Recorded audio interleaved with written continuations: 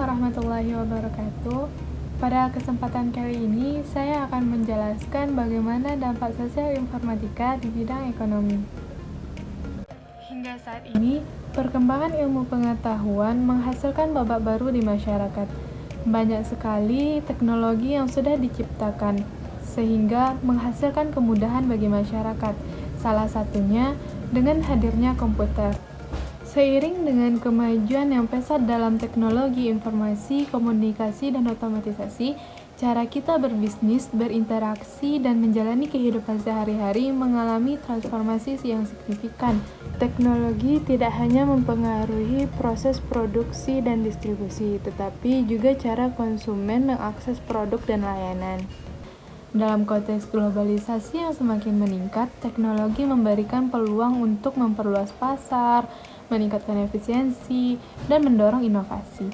Dalam perekonomian suatu negara, saat ini jarak dan waktu bukanlah masalah yang berarti untuk mendukung pertumbuhan ekonomi.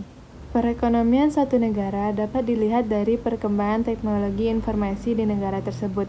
Semakin tinggi perkembangan teknologi informasi, maka semakin tinggi pula pertumbuhan ekonomi negara tersebut. Namun, perkembangan teknologi informasi ini juga memiliki dampak negatif. Oleh karena itu, kita penting untuk memahami dampak perkembangan teknologi di bidang ekonomi secara menyeluruh, agar kita dapat mengambil langkah yang tepat dalam memanfaatkan peluang dan mengatasi tantangan yang ada. Selanjutnya, ada beberapa dampak positif dari teknologi di bidang ekonomi, di antaranya pertumbuhan ekonomi yang semakin tinggi, terjadinya industrialisasi, produktivitas dunia industri semakin meningkat, lapangan pekerjaan dan perdagangan semakin luas, akses ke pasar global, inovasi produk dan layanan, peningkatan kualitas hidup, pengembangan sektor baru, serta persaingan dalam dunia kerja, sehingga menuntut pekerja untuk selalu menambah skill dan pengetahuan yang dimiliki. Berikutnya, dampak negatif dari teknologi di bidang ekonomi. Di bidang teknologi terjadi penyalahgunaan fungsi teknologi untuk hal-hal yang melanggar, seperti penipuan perdagangan dan kejahatan perbankan. B. Membuat masyarakat menjadi konsumtif karena semua barang dan kebutuhan didapat dan diperoleh dengan lebih mudah. Dan C. Krisis privasi dan keamanan data. Selanjutnya, cara mengatasi dampak negatif pada perkembangan teknologi. 1. Pendidikan dan pelatihan keterampilan. 2. Kebijakan perlindungan sosial. 3. Regulasi yang bijak. 4. Kolaborasi antara sektor. Dan yang terakhir, kesadaran dan edukasi publik. Dan yang terakhir, kita akan membahas contoh implementasi teknologi di bidang ekonomi. Yang A. Internet banking. Internet banking merupakan layanan perbankan yang dilakukan menggunakan internet. Kegiatan yang bisa dilakukan adalah memeriksa saldo, mentransfer uang, dan membayar tagihan. Keuntungan internet banking adalah pelanggan dapat melakukan transaksi di mana saja dan kapan saja. Selain itu, keuntungannya yaitu sebagai berikut.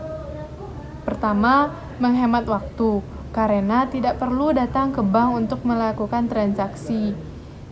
Kedua, menghemat biaya, karena transportasi ke bank dapat dihilangkan. Yang ketiga, lebih cepat, karena tidak harus menunggu dalam antrian banyak. Yang B. E-commerce.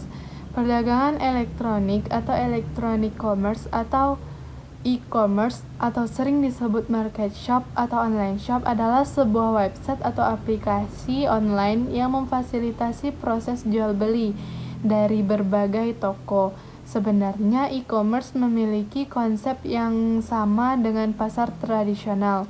E-commerce melibatkan transfer dana dan pertukaran data elektronik, serta sistem manajemen dan pengumpulan data secara otomatis.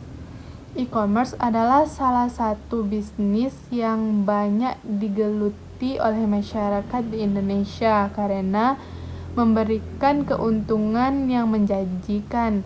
Contoh e-commerce yang ada di Indonesia adalah Bukalapak.com, Tokopedia, Lazada, dan Shopee.